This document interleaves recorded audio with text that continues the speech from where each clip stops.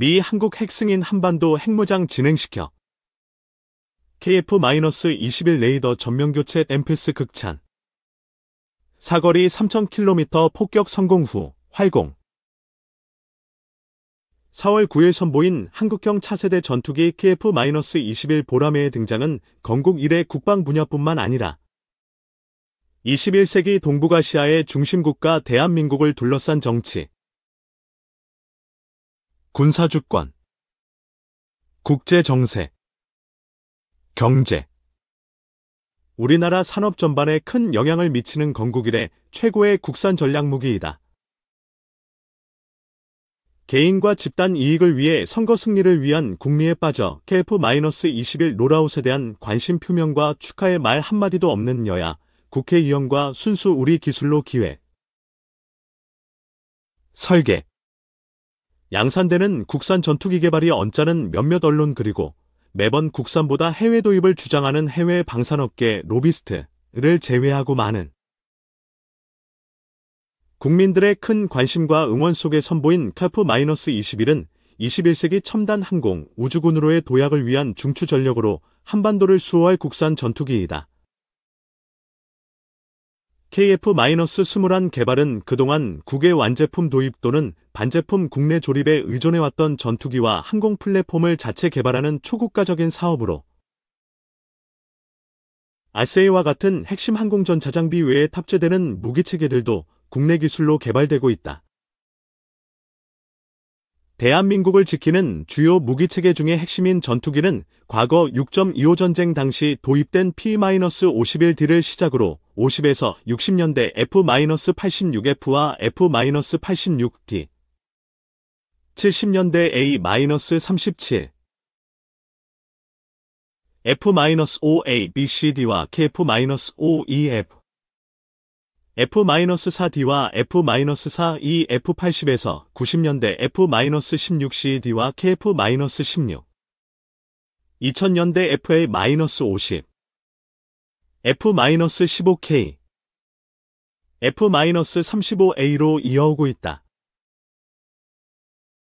이번에 선보인 KF-21은 오랜 시간 영공수호 일선에 있는 KF-5EF와 F-4E의 뒤를 잇는 우리 공군의 전략자산이다. 그동안 해외에서 도입한 기체들은 정비, 무장, 항공전 자장비 등의 하드웨어와 소프트웨어, 업그레이드 등에 있어 까다로운 조건으로 유지보수 운용에 애를 먹었으나 KF-21은 우리가 언제든지 자유롭게 손을 댈 수 있으며 도입 비용보다 높은 유지 보수 비용도 낮추는 경제적인 효과도 기대된다. 전투기의 역할은 적의 공중, 지상, 해상전력 대응과 아군 지상, 해상전력 공중지원으로 이를 위해 필요한 무장은 공대공뿐만 아니라 공대지 공대함 유도무기이다. 능동 위상 배열 레이더, SL을 포함해 적외선 탐색 추적 장비, 아르스트, 전자광학 표준 추적 장비, EOTGP, 전자파 방해 장비, RF 제머와 같은 주요 항공 전차 장비는 국방과학연구소 주도로 하나시스템과 라이기넥스원 등과 같은 국내 방위산업업체들이 합심하여 국산화하였으며 전투기로서 핵심 무장인 공대지, 공대공, 공대함 유도무기도 사업에 착수하여 탐색 개발 과정을 거쳐 개발 중에 있다. 전투기에 장착되는 다양한 유도무기 중에 아군의 피해 없이 원거리에서 지상에 있는 적의 전략 목표물을 타격하는 유도무기인 장거리 공대 지유도탄은 F-15K의 경우 한 발에 20억 원이 넘는 독일 타우러스 시스템즈의 KID 350을 200여 발을 국외 도입했다. KF-21은 블록 1과 블록 2 기체 모두 양산 일정과 전력화 시기 등을 전반적으로 고려하여 국방과학연구소를 중심으로 국내방 산업체가 개발 중인 한국형 장거리 공대 지유도탄이 탑재될 예정이다. 한국형 장거리 공대 지유도탄은 적의 대공 위협 지역에서 벗어난 거리에서 전략 표적을 정밀 공격할 수 있는 순항 유도탄으로 독일산 타우러스 대비 낮은 도입 단가와 유지 비용, 더 높은 정밀도,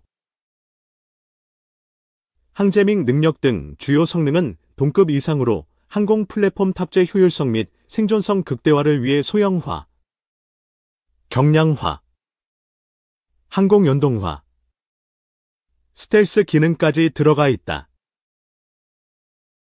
한편 최근에 KF-21 무장과 F-15K 항공전자장비 성능 개량을 그럴듯하게 연계시켜 장거리공 대지유도탄을 추가적으로 국에 도입하여 조기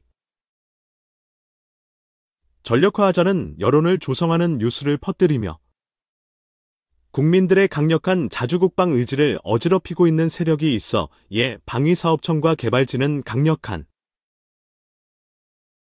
유감의 뜻과 KF-21의 공대지 무장은 계획대로 진행할 것이라는 입장을 공개적으로 표명하였다. 국산 장거리공 대지유도무기 개발은 기획, 설계부터 양산까지 대부분 순수한 우리 기술로 개발 중인 국산 전투기에 최초의 국산 유도탄을 장착한다는 점에서 큰 의미가 있다. KF-21뿐만 아니라 공대지, 공대공, 공대함 유도무기 전반에 대한 국산화는 우리가 상상하는 그 이상의 군사적, 경제적 효과를 가져올 것으로 기대된다. 전 세계가 인정한 탄도미사일 현무미사일을 개발한 경험으로 지상발사 유도무기보다 더 어렵다는 공중발사, 유도무기 개발에 밤낮 없이 매진하고 있는 국방과학연구소와 국내 방위산업체의 엔지니어들에게 더 큰 격려와 응원이 필요한 시기이다. 2. 국가보위성 중 과 연계된 간부 조사하라. 정보 유출 촉각. 북한 국가보위성이 평안북도 보위국을 비롯한 국경지역 각 도보위국에 중국과 연계해 사업하는 모든 단위의 간부들에 대한 철저한 조사를 지시한 것으로 전해졌다. 데일랭크 평안북도 소식통은 4일 국가보위성이 지난달 25일 평안북도 보위국의 중국과 연계된 간부급 대상들을 철저히 조사하라는 지시를 내렸다면 이번 지시는 평안북도를 포함한 국경연선 지역 도보위국의 특별조사 방안이라는 전자자료 형태로 포치됐다고 말했다. 이번 국가보위성 지시는 내부적으로 특정 대상이나 사안에 대해 엄격한 조사를 주문하는 일종의 특별감찰 지시로 해석되고 있다고 한다. 이는 평양 무인기 침투 사건과 관련해 지난달 14일 김정은 국무위원장 주재로 열린 국방 및 안전 분야에 관한 협의회에서 제시된 과업의 일환으로 무역기관 등의 일부 간부들이 중국과 은밀히 내통하는 것이 국가 안전에 상당한 위협이 될 수 있다는 판단에 따라 이뤄진 조치라고 소식통은 설명했다. 소식통에 따르면 앞서 지난달 15일 내려진 1차 지시는 북중 국경 지역에서 일어나는 전반적인 정보 유출 행위를 통제하는 것이었으나 이번 2차 지시는 간부급 인사들을 대상으로 특정의 이들이 저도 모르는 사이에 내부 정보를 유출하고 있는 상황에 중점을 두고 특별조사를 진행하도록 한 것이다. 1차 지시 이후 열흘 만에 간부들을 특정한 조사를 핵심으로 하는 2차 지시가 내려진 것은 북한 당국이 정보 유출 행위의 심각성을 크게 인식하고 있다는 방증이며 이를 통해 경각심을 한층 높이려는 의도로 풀이된다. 이번 지시에 따라 평안북도 보위국은 중국과의 통신이나 대면, 접촉이 잦은 각 단위 간부급 인사들의 주별 연계 빈도와 동향을 상세히 조사하고 수집된 정보를 토대로 추가적인 조사 및 통제 방안을 마련할 것을 군 보위부들에 지시한 것으로 알려졌다. 소식통은 도 보위국은 도안의 조중, 북중, 국경시 군 보위부 반탐가들의 간부들의 중국 연계 활동을 철저히 감시하고 매주 구체적인 특별조사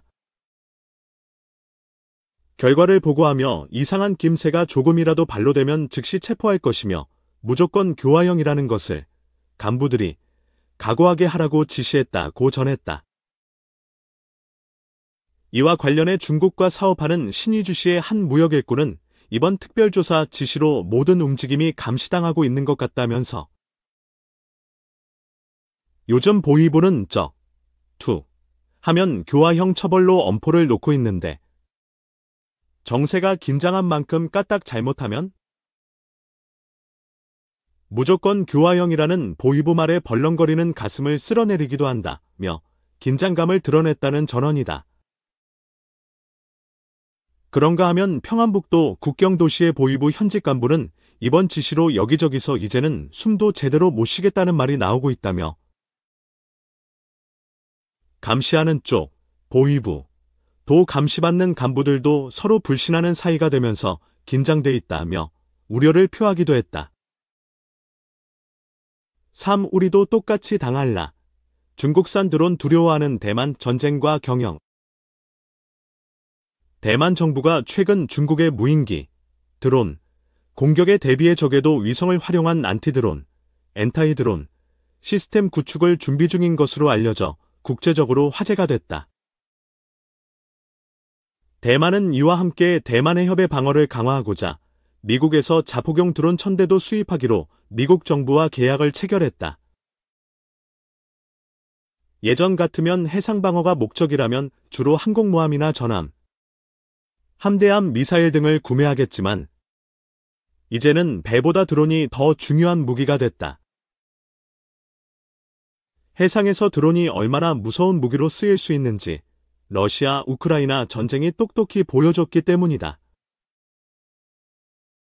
러시아, 우크라이나 전쟁 도중 벌어진 흑해 교전은 제대로 된 배 한 척도 없는 나라가 드론만 가지고도 해상방어에 성공할 수 있다는 새로운 패러다임을 만들어냈다.